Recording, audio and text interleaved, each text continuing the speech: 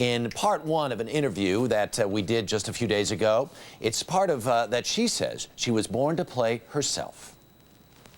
Do you hear me? I am hot. Look what it says here, Howard. Okay, who's hot, who's not? Cher, red hot. The Farrelly brothers, Yeah. they call you. Yes. They say, we want you to be in this movie. Yes. And we want you to play yourself. No, they were big liars.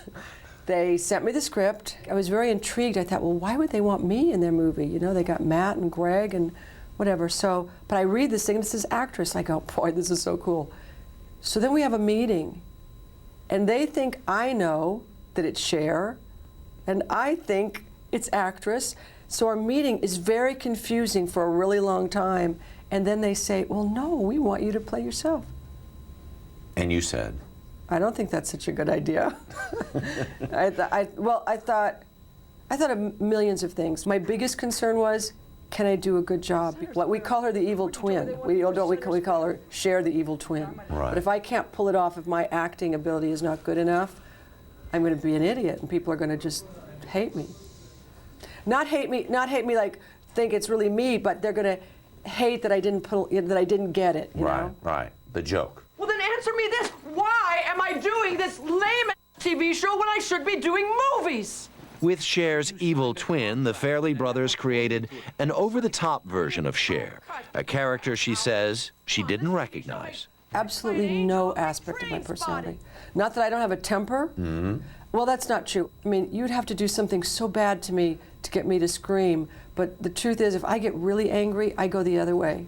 I just go completely inside, walk away, and if it's real bad, I'll probably never speak to you again. Right. I haven't seen the movie. How did I do? Well, I was a little surprised. But I thought, it made me wonder if that's the way you really are. Oh, no. Well, no, but that means you did a good job, doesn't it? Yes, but they promised me that no one would wonder. They promised me it was good. This is how they got me into it. They said, you know, like on Gary Shandling, where everybody goes, you know, they're on the TV show, and then they go backstage and they're really horrible, Right. and you think it's so cool. Yeah. And I said, yeah, I do. I think that's cool. They said, well, that's what it's going to be like. Nobody's going to think it's you. So, and you thought it was me. How could you think? If it was me, would I do it? Would I show that side of myself? Well, so then, see, to my way of thinking, it was a successful performance. I know, but are people going to hate me and think I'm an awful bitch? Well, Come on. okay. You just, tell me then that you're really not that way, and then we'll just, deliver another Academy Award. Well, then I've got one at home and needs a brother. I'm ready for it. She's been dating this very famous actor for like 3 years. Go to sleep. You got a geography test tomorrow. Now, this is going to sound completely superficial, but I Okay. really want to say how great you look. Thank you. Really great. And it only took me 4 hours. So what do you look like without 4 hours? Oh, a lot different.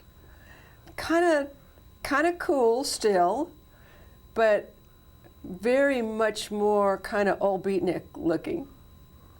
Like old, not quite Mother Earth, but old beatnik. What color is your hair? Black and long. Yeah? You know what? It's been black and long forever. This is not my hair. It's been black and long forever. Right. Except when I shaved it off by accident and made it white. Because I wondered, one of the things that I wondered, since we've never had a conversation before. No. I've been wanting to meet you forever. 40 years probably. Well. How old are you? I'm close to your age. Oh, come on, tell me. 52. You're a youngster. Yeah? Yeah. You are too, then. Flirting with Cher. I never thought the day would come. This is good. This is good for me. Okay, good. All right. Because one of the things I was trying to anticipate was what color your hair was going to be today. Well, it was going to be red, but then we decided it would be better black. Yeah. On somebody else's show, it'll be red. How many movies have you done altogether? Do you know? I really don't know. I think but it's I never 8. thought I would do a lot of movies. Yeah. I never thought, oh, I'll be a working actress. I started too late. You know, I didn't get my first acting job until I was 36, which was Come Back to the Five and Dime. Mm-hmm. And then from that, I got Silkwood, and then it was 2 years between Silkwood and Mask. You're my mother. Yeah, well, you're not my warden. I went long times. There was not, my movies I think are pretty good. There's just not a lot of them. Yeah. Do you like to do it? Yes. I love to do it. Yeah. Do you wish the phone would ring more? Yes.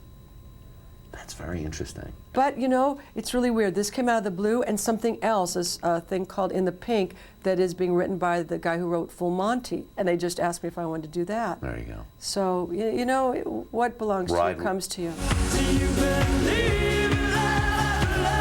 Has your farewell tour that was supposed to last 2 months, that's lasted 2 years, is it finally done? It depends on if I'm strong enough to do the rest of it next year. We plan to do 56 concerts, having no idea how the response would be. You know, you don't know what's going to happen. So we just put this thing together and thought, well, maybe people will like it. Well, I mean, you don't know, you know what I mean? It's like when I did Moonstruck, it was like, oh, this is a funny little movie. Do you want to do it? Oh, yeah, it might be fun to be in. Yeah. Snap out of it! I have a quote. Oh, God. Right? They always come back to haunt me. Okay, what did I say? No, this is a good one. Everyone aspires to be in love. It's just difficult when you're me. Poor me. It is difficult because nobody wants to be Mr. Cher. You know, it takes someone with a very strong identity, and also I go away a lot. You know, I always come back. I'm very faithful, but my job keeps me on the road. So your clip file is only about this thick, by the way. Well, it's 40 years. And the one thing that came out to me sort of more significant than anything else was you don't reject failure. You think failure is an important part of I think it's who you are. highly underrated because you're going to do it. You're going to have it, you know? And if you're going to have it, then make a success out of it. Learn something, get stronger, keep going, you know? And so I think that it's like when you're happy and everything's going great, you don't sit down and go, why is this happening? When you're failing, you sit down and take some sort of inventory, and you usually find out certain things about yourself, like, you know, separates the men from the boys.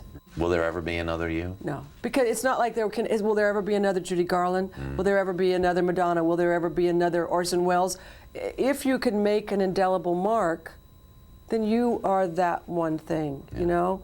There'll be people, I mean, like, I was inspired by so many people. You know, there will be people who are inspired, and then they will be their own identity that has nothing to do with anyone else. Yeah. Because Britney, people talk about Britney, and she said she's used you as a role model. And you think she has whatever it is to be you? You know what?